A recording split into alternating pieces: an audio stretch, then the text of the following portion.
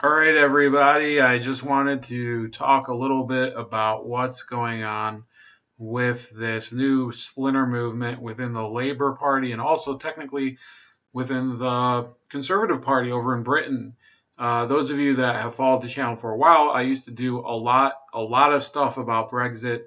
Not as much recently, just because stuff seems to be gummed up in the works, and we don't know what's going to be going on, and there's a lot of noise that you hear.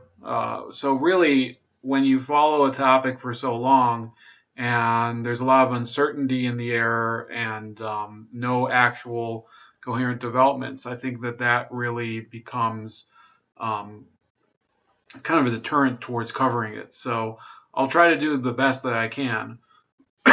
Although there's plenty of other commentators that you can look at. Certainly Nigel Farage, if you support him, or you can look at some of these other channels out there. I don't know much about Remainer YouTubers, if there are any, but the Brexit movement has spawned a counter movement. Okay, obviously there were 47% of British voters in 2016 voted to remain in the European Union.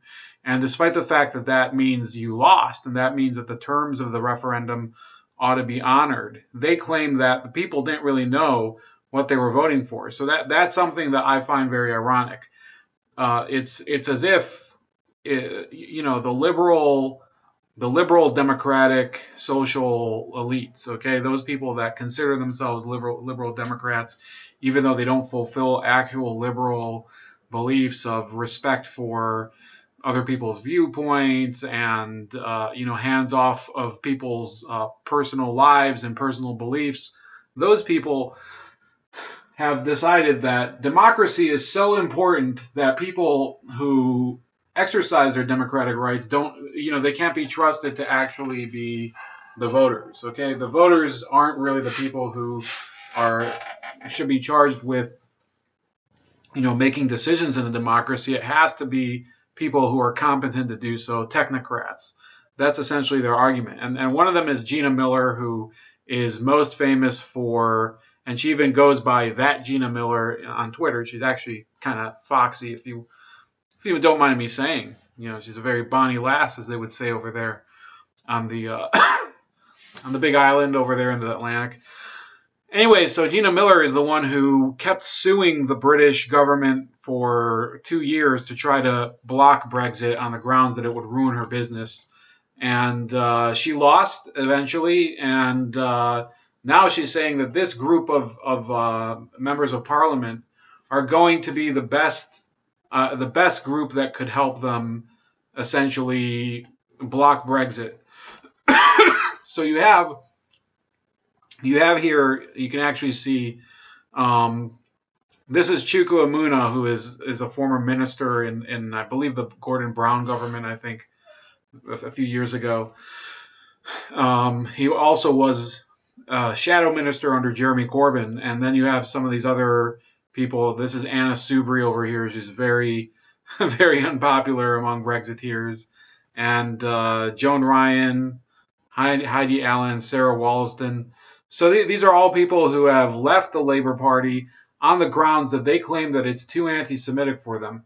Now, I think that there definitely is an issue of that in the Labour Party. But this whole thing, I was listening earlier, if you know a program called The Duran, they went through this entire topic and concluded that even if you accept that the premise of all these other problems that they were talking about, that the Labour Party is drifting too far left, that it's anti-Semitic, the real reason is Brexit. The real reason is that these are people who actually don't recognize the validity of the vote of 2016. They keep talking about Russian hackers or whatever. And let's watch some of Nigel Farage's. Donald, and good evening, everybody. Well, the breakaway seven, the gang of seven yesterday who left the Labour Party continue in their own way to dominate all debate in this country today. Speculation that there are many more Labour MPs that will want to join them. Speculation that many moderate Labour MPs could well be deselected by local branches that have now been taken over by the Momentum group. And earlier on this morning, Jeremy Corbyn was speaking at a manufacturing conference in London, saying that he regrets their decision to resign over bullying and anti-Semitism claims, and he insists that he's willing to listen.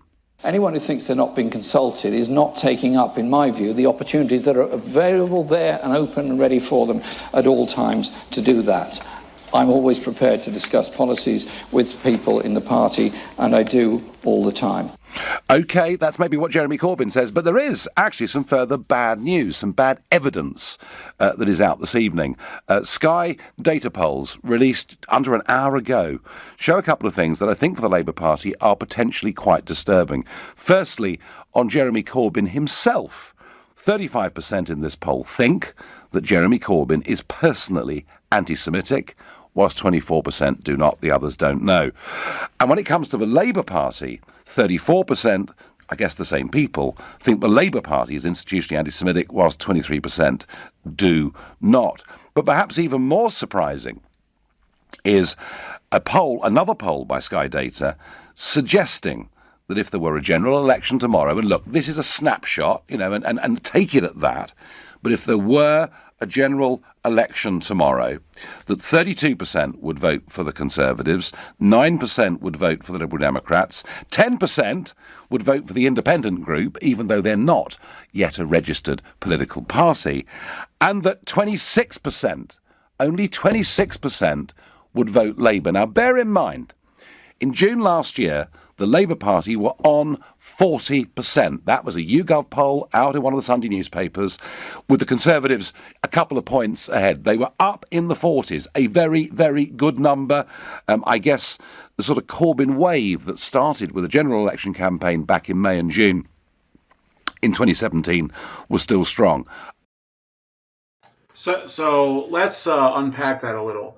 What's going on with the Labour Party is essentially we're talking about kind of this conflict that is on several platforms. Okay, so a lot of people are really kind of buried in the anti-Semitism issue. The anti-Semitism issue is an issue for some voters. And I'm not minimizing, the issue of whether people, you don't want to be part of a party you can't agree with. That's what I think is the issue.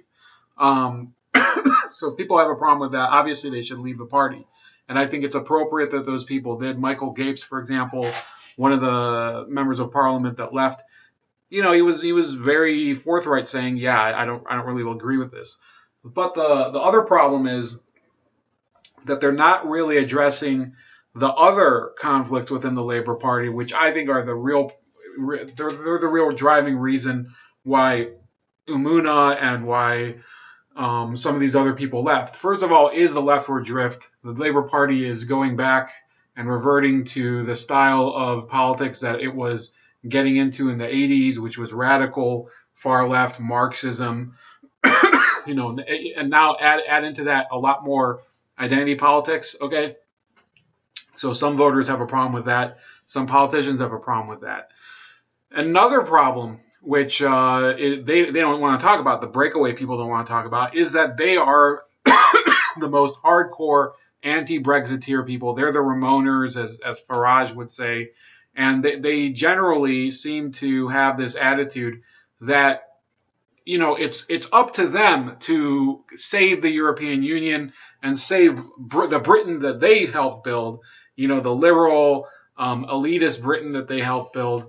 And it just is not really going to, in my opinion, pay off down the road, because people know that, whatever you want to say about Jeremy Corbyn, he built this institution within Labour that is based a lot on public support, on the youth, on in some cases on the unions, on people who really went out there and canvassed and tried to get people involved. Okay, this isn't me endorsing Jeremy Corbyn at all.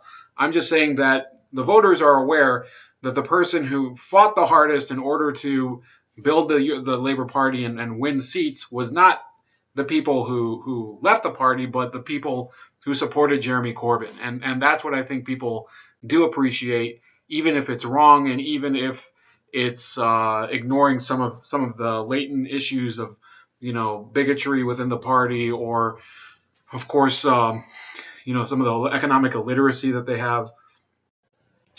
So the whole issue of them trying to leave because of their Remain position is something that they've been sort of putting in the background, but in reality, all the people who left from the Conservative Party in order to join those same 7 and now 8 Labour Party members that left, those happen to be the most ardent Remainers within the Conservative Party: Anna Soubry, Sarah Wollaston, and the 2 others whose names I forget.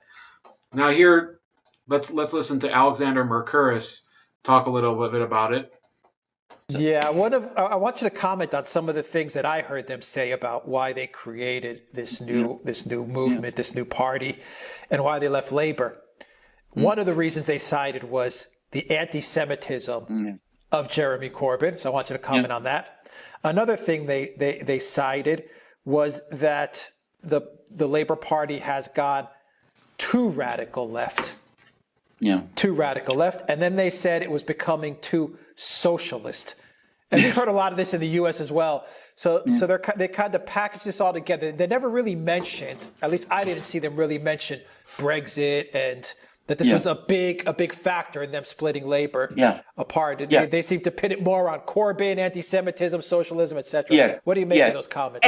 Every conceivable reason, invented reason for leaving the Labour Party, except the real one, which, to be absolutely clear, is Brexit. I mean, it is not about any of those other issues. Now, I've written a long article for Consortium News, actually, which I think it's time that we republished, actually, on the Duran, on the subject of the anti-Semitism, supposed anti-Semitism in the Labour Party, and by Corbyn himself. That is a completely concocted story, allegation. I'm not saying entirely, when I say completely concocted, I'm not saying that there aren't any people with anti-Semitic views in the Labour Party. There are people with anti-Semitic views in the Labour Party and the Conservative Party and various other parties. But it is not a major thing. It has been blown up out of all proportions in order to discredit Jeremy Corbyn. Of that, I have no doubt at all. And of course, they have brought it up in order to justify this split. But I don't think anyone should take that seriously. As for Labour being too socialist and all of those things, yes, Labour has moved very significantly to the left over the last 3 years since Jeremy Corbyn became Prime Minister. And yes, there are many people in Britain who are not happy with that. And yes, there are some people within the Labour Party who are not happy with that. The way you challenge that is you use the institutions of the Labour Party to challenge Jeremy Corbyn and his leadership, and you work to try to modify those politics if you think those politics are wrong. That is what Jeremy Corbyn did. He spent 30, 40 years fighting within the Labour Party to get his views accepted. These people have most of the parliamentary Labour Party on their side. They have large parts of the party organisation on their side. They have the deputy leader of the Labour Party, Mr. Tom Watson, on their side.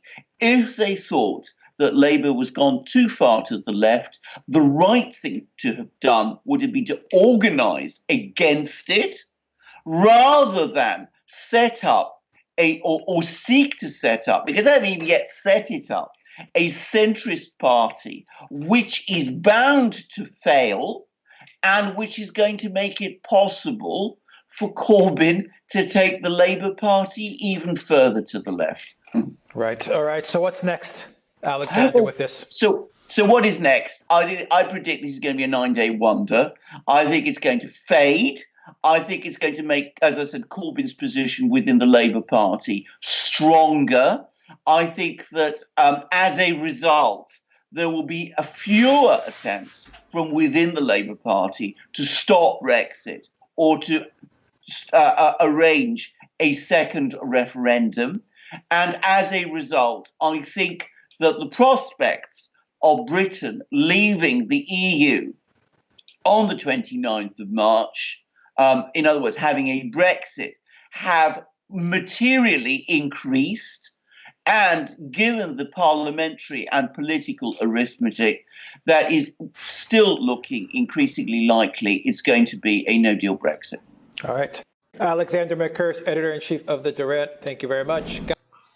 All right, so you heard them, and that's basically, it's pretty accurate analysis in my opinion, even though the people from the Durant are kind of, they're like RT Jr., they're very pro-Kremlin, which I don't care about. I just, they're just very biased. It's just true.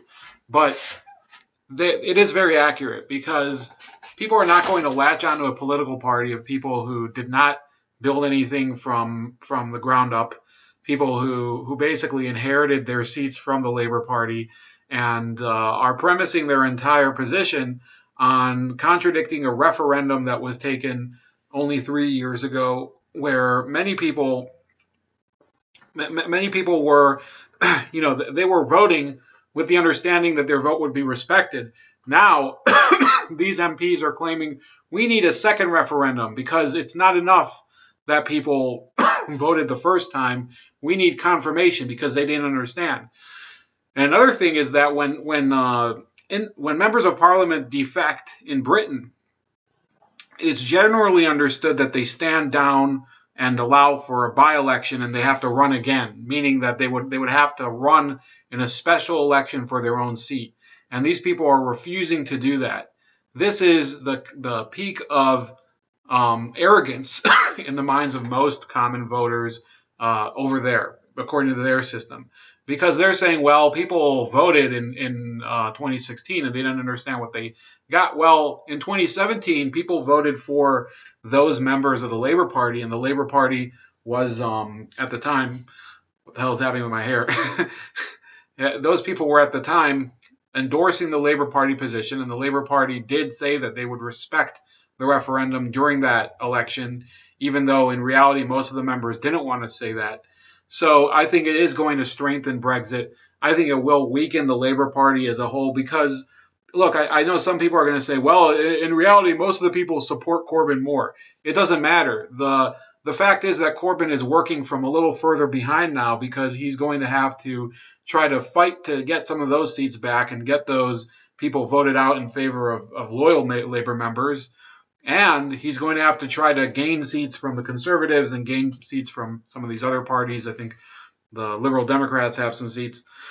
So, other than that, I hope you enjoyed this. I hope that you also are looking forward to Brexit next month. I know I am. And please like the video, subscribe to the channel, subscribe to my other channels on BitChute and CocoScope. By the way, the advantage to subscribing on BitChute, or CocoScope for that matter, even though CocoScope is much smaller, is that you won't get unsubscribed by BitChute. I keep noticing every day that even when my total goes up, subscribe total, like within a few hours, it just flips back or something. People's subscriptions keep getting shaven off and restored or something. I don't know how that works. So consider subscribing on BitChute. You're guaranteed to just see my videos if you're subscribed to me. And that would be all. See you guys later.